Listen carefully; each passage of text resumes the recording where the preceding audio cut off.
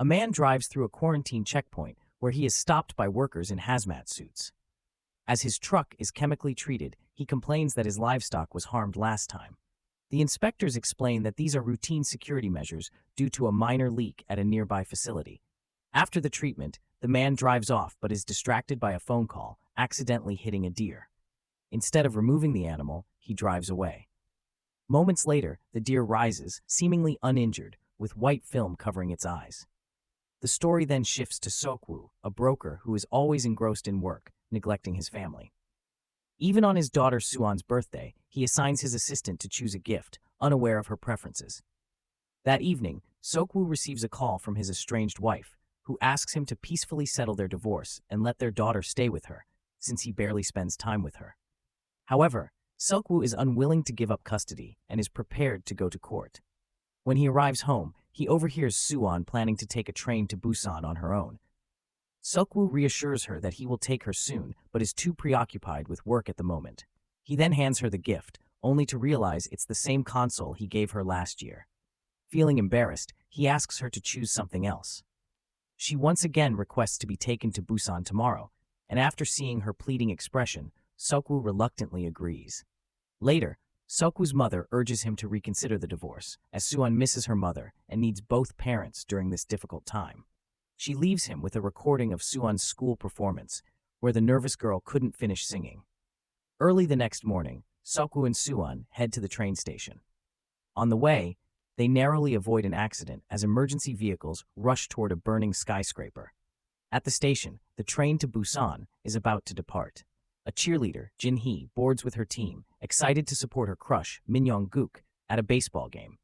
Sokwu and Suan also board, with Sokwu talking to his assistant about work problems. He assures her that he'll return before lunch to handle things. At the last moment, a disheveled girl stumbles onto the train, unnoticed by the conductor. She rushes to the restroom to bandage a bite wound on her leg. Meanwhile, Suan sees someone attacking a station employee from the window. Another passenger, Yeon-suk, reports a strange man locked in a toilet to the conductor. When they check, the man is trembling and claims that everyone is dead. The conductor dismisses him as a crazy vagrant and plans to remove him at the next stop. Meanwhile, the bitten girl convulses but goes unnoticed until she collapses. Suan, needing to use the restroom, encounters another passenger, Songhwa, who is waiting for his pregnant wife. He advises her to try another carriage. The conductor finally notices the bitten girl having seizures and calls for medical help. At the same time, Sokwu is woken by a call from his assistant, who alerts him about riots in their city that seem highly unusual. At the same time, Sokwu notices a news broadcast about the military being deployed to restore order. He overhears conductors on the radio discussing someone who has fallen ill on the train. Worried that it might be his daughter, he quickly hangs up and begins searching for her. Meanwhile, the bitten girl appears to have died. The conductor loses communication via the walkie-talkie and fails to notice as the girl's corpse suddenly revives behind her. The newly turned zombie stares blankly at her next victim before lunging at the conductor, who desperately tries to fend her off but is bitten. The conductor instantly transforms into a zombie, causing chaos in the carriage. As panic spreads, passengers stampede toward the main conductor, knocking him down in their rush to escape. Right in front of Sokwu, one of the baseball players is bitten by the infected conductor and also turns into a zombie. The situation spirals out of control as the infected attack the remaining passengers, who try to defend themselves with anything they can find. The main conductor ushers the terrified passengers into the next car and attempts to contact the driver. Sokwu, still searching for his daughter, notices the commotion in the nearby car. Suan hears the screams and leaves the bathroom to see what's happening. A conductor bursts into their car, trying to warn the passengers, but the horror becomes fully clear when the zombie conductor follows, attacking and infecting her colleague. Sokwu grabs his daughter and flees as the newly turned zombies chase them, hungry for blood. Meanwhile, Song-kyung, Songhwa's wife, exits the bathroom just as a zombie catches up with another woman, turning her right outside the door. Realizing the danger, Songhwa and his wife sprint to the next car, fighting off zombies along the way. Sokwu initially shuts the door on them, but relents and lets them in at Suan's urging. He notices that the zombies can't figure out how to open the door, instead mindlessly banging on the glass. Still, they can see the group, and it's only a matter of time before they break through. Song-kyung quickly covers the door with newspapers to block their view. The train driver contacts the passengers, informing them that the train will bypass the nearest station. Yeon-suk calls the driver to ask what's happening, but the driver has no answers. The passengers grow increasingly frightened and upset. Seok-woo receives a call from his mother, who sounds weak and is breathing heavily. He realizes something is wrong. She asks him to take care of Suan before her voice turns into growls and the call cuts off, signaling she has become infected. Seok-woo hides this from his daughter. As the train approaches the next station, it slows down, but the doors remain closed.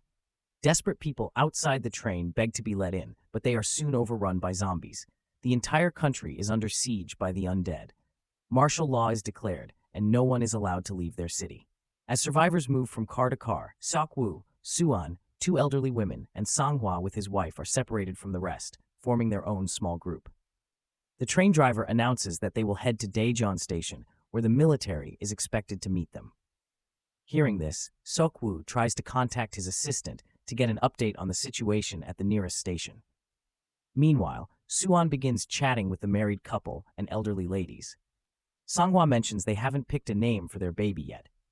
Seok-woo finally reaches his assistant, who informs him that all passengers will be quarantined upon arrival, and their fate is uncertain. Seok-woo arranges for his assistant to meet him and his daughter separately and take them to a safe location. When the train arrives at the station, the platform is eerily empty, and the driver is unsure of what to do. Yeon-suk rushes to inform him about the quarantine, warning they might not be allowed to leave the city.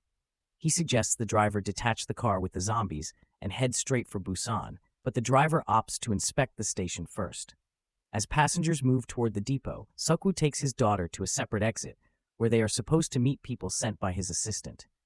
They are overheard by a stowaway man who has listened in on their conversation about a safe place. Suan, wanting to help others, tries to warn the other passengers, but Seok-woo forbids her. She accuses her father of selfishness, reminding him that his selfish behavior is why her mother filed for divorce. As passengers head down the escalator, they are horrified to find hundreds of infected soldiers waiting below. The zombies attack, forcing the passengers to flee once again. Upstairs, the stowaway spots two soldiers, and he, along with Seok-woo, approaches them. Seok-woo then receives a call from his assistant, who tells him that contact with their people has been lost. The assistant warns of the zombies ahead, just as the undead surround Suan. One zombie lunges at her, but Sang-hwa intervenes, saving her. Sang-hwa and his wife grab Suan and run toward the exit, while the baseball players guard the door and hold off the zombies. Seok-woo chases after them but is attacked by an infected soldier. The stowaway throws his jacket over the zombie, blinding it and allowing Seok-woo to escape and help others hold the doors. Suan, Song-kyung, and most of the passengers make it back to the train, but their loved ones are still outside. The conductor waits for more passengers, but Yeon-suk insists they leave immediately. As zombies surround the train, the conductor is forced to inform the driver that they are ready to depart. As the train starts moving, the zombies break through the doors of the depot. Seok-woo and Min Young-guk manage to jump onto the train, but Sang-hwa struggles to keep up. In the struggle, he grabs a shield and baton from a policeman, and Seok-woo helps him climb aboard. The driver receives permission from headquarters to proceed to Busan, and the military promises to clear the way. Inside the train, the passengers are divided into three groups, having ended up in different cars. Suan, Song-kyung, and a few others are trapped in car 13, filled with zombies, and take refuge in the toilet. Seok-woo, Sang-hwa, and Min Young-guk are in car 9, while the rest of the survivors are in car 15. The men decide to fight their way to car 15, rescuing those locked in the toilet along the way. Armed with makeshift weapons, they begin their attack. They clear the next car without trouble, but in car 11, Min Young-guk is confronted by his zombified baseball teammates. Unable to attack his friends, Sang-hwa and Seok-woo step in. When the situation worsens, the train enters a tunnel, disorienting the zombies. The group seizes the opportunity to move through the corridor. The next car is packed with zombies, clustered at the exit. Waiting for another tunnel, they sneak through. To distract the undead, Seok-woo plays music on his phone and throws it to the opposite end of the car. The zombies follow the sound, allowing the group to reach car 13 and free their loved ones. With teamwork, they make it to car 15, but the passengers inside refuse to let them in. Yeon-suk convinces them to barricade the doors, fearing the survivors might bring zombies with them. The situation becomes dire as the zombies inch closer to Car 14, where Suk-woo and the others are trapped. Inside Car 15, a confrontation breaks out among the passengers. They recognize their loved ones among the survivors and try to push Yeon-suk, who is desperately holding the door shut, refusing to let anyone in. Despite Suk-woo and Songhwa's efforts to fend off the zombies, they are overwhelmed. Songhwa notices his pregnant wife in tears and makes the decision to sacrifice himself. He asks Suk-woo to save Sung-kyung, and, in an emotional farewell, tells his wife to name their baby Yeon-soo. The survivors manage to break into Car 15, but Songhwa and one of the elderly women lose their lives. Not everyone inside is pleased to see them, and the conductor orders them to leave the car. Forced out, the group, along with Jin-hee, moves into the corridor, only to be further barricaded by the remaining passengers. One of the elderly women, devastated by the loss of her best friend, opens the car door out of grief and revenge, letting in the horde of zombies.